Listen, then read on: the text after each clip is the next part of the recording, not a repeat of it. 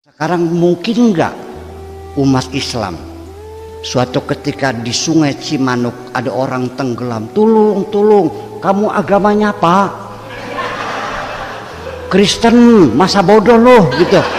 Apa seperti itu umat Islam? Seperti itu, saya khawatirnya satu, anak cucumu akan meninggalkan agama. Ancaman bagi kita ketika Anda seperti itu, anak cucu Anda setelah cerdas akan mengatakan agama Islam itu tidak manusiawi.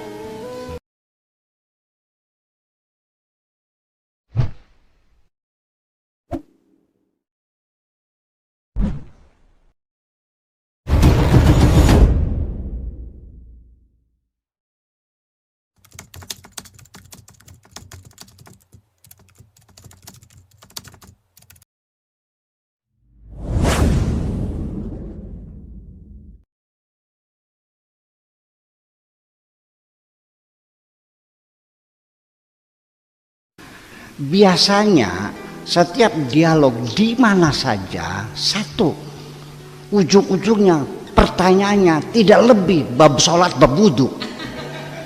Kenapa?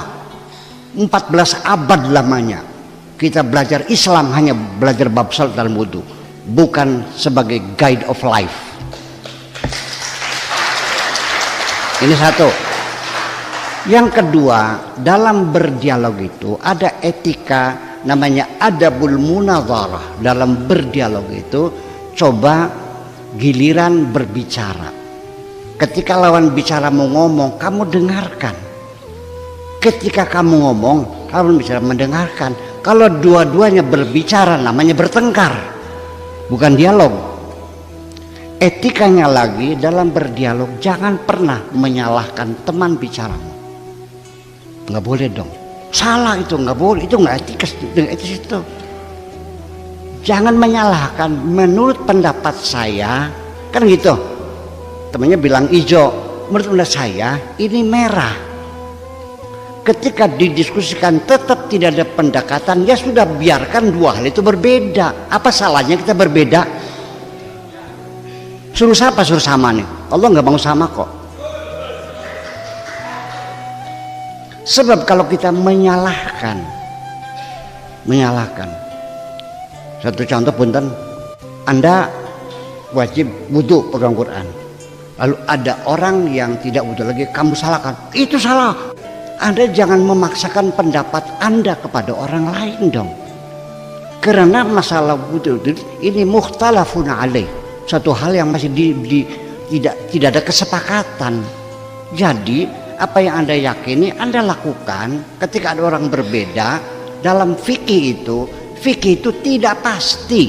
Fikih itu adalah dugaan. Al fiqhu dzununun. Kalau dugaan pasti benar enggak? Tata keramanya kalau kita mengatakan berarti yang pegang Quran tidak wudu, berarti kita menyalahkan mazhab-mazhab lain. Etis enggak? Pegang istri batal nggak? Batal, karena kamu mazhab Syafi'i. Kalau mazhab Maliki batal nggak? Yang benar mana? Nah itu dia. Dalam fikih jangan bertanya yang benar mana, sebab nanti jawabannya menyalahkan orang lain. Kamu tega menyalahkan mazhab Abu Hanifah, menyalahkan Imam Hambali, menyalahkan Imam Maliki, tega? Jangan dong. Kita hormati semuanya itu, ya kan begitu. Nah, tetapi saya sebagai penganut mazhab Syafi'i, gelembusung gini, berdengantel. Temenan gelembusung berdengantung ya. Dan saya konsekuen. Tetapi saya tidak bisa membohongi logika saya, betul nggak? Awas, saya ikuti, tapi saya tidak bisa bohongi bahwa nyenggol istri itu batal. Itu kan mazhab Syafi'i, betul nggak? Mazhab Maliki batal nggak? Mazhab Hambali tergantung, kalau ada syahwatnya batal. Yuk kita uji sekarang. Andaikan Allah yang dimaksudkan itu secara pasti bahwa senggolan batal, akibatnya orang yang bermadzhab Syafi'i tidak bisa naik haji. Betul? Berarti Imam Syafi'i waktu itu belum bisa memprediksi bahwa nanti di kemudian hari jamaah haji jumlahnya berjuta-juta. Betul nggak?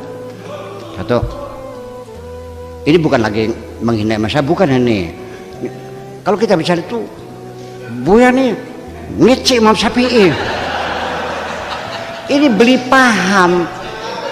Masih pinter gak kita ngormati Imam Syafi'i Bang Siram? Karena aku lebih tahu hebatnya Imam Syafi'i daripada kamu. Kamu hanya modal fanatik saja itu semuanya. Aku lebih tahu hebatnya Imam Syafi'i. Aku sangat menghargai. Tetapi dalam hal ini saya jujur dong. Berarti tidak mengevaluasi kan? Nggak mungkin Allah mengatakan batal lalu nggak bisa naik haji. Jadi mazhab Syafi'i dipaksa harus pindah mazhab. Tetapi kalau Anda tidak percaya sama mazhab Syafi'i, silakan tanya istri saya. Paham nggak? Jadi pikiran saya ini seperti itu. Paham nggak? Saya tidak mau mengkhianati pikiran saya, kan begitu. Jadi begini, kita dalam berpikir itu harus jujur. Kita punya perasaan juga harus jujur. Ya kan begitu? Jangan kalah belenak. Ya kan? Bagaimana kata orang? Ngapain? Kan gitu. Coba kita rawat hati, perasaan, akal kita ini supaya nyaman. Dan terakhir, pengajian saya tidak mau menyalahkan siapapun. Paham? Semuanya saya hormati. Saya menganjurkan kepada santri saya untuk berbuat baik. Berbuat baiklah sesama kita. Ayo kita berbagi kebahagiaan. Dan jangan pilih kasih melihat beda agama, beda warna kulit, beda bahasa, beda suku. Semuanya adalah hamba Allah. Orang yang mencintai Allah adalah pasti akan mencintai semua makhluknya.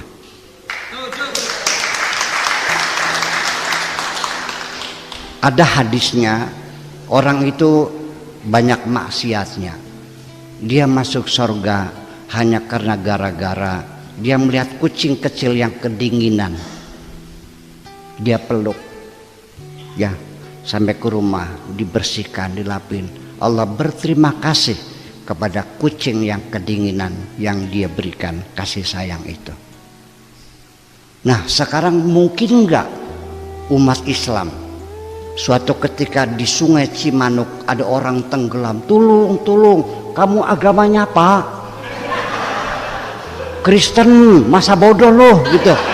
Apa seperti itu umat Islam? Betul nggak? Ya jangan begitu dong.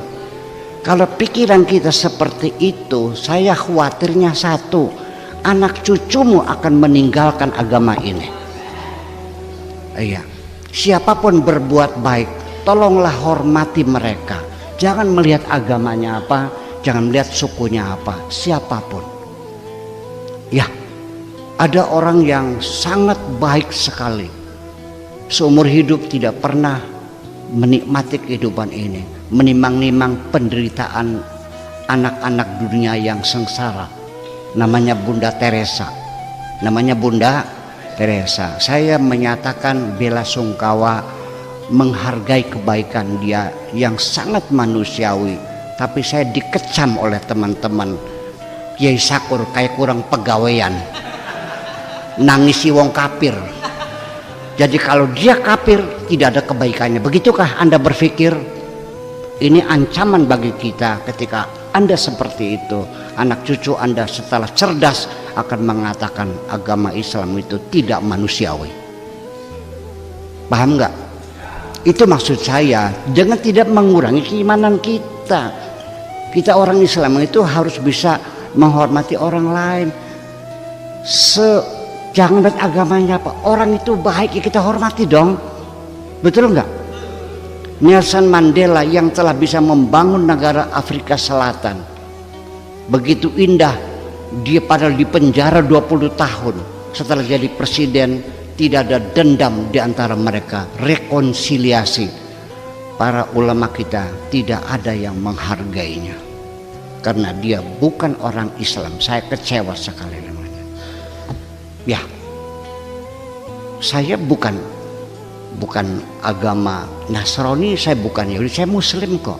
Tapi Islam saya adalah Islam yang damai dan tidak boleh menyalahkan siapapun dan tidak boleh memaksa siapapun.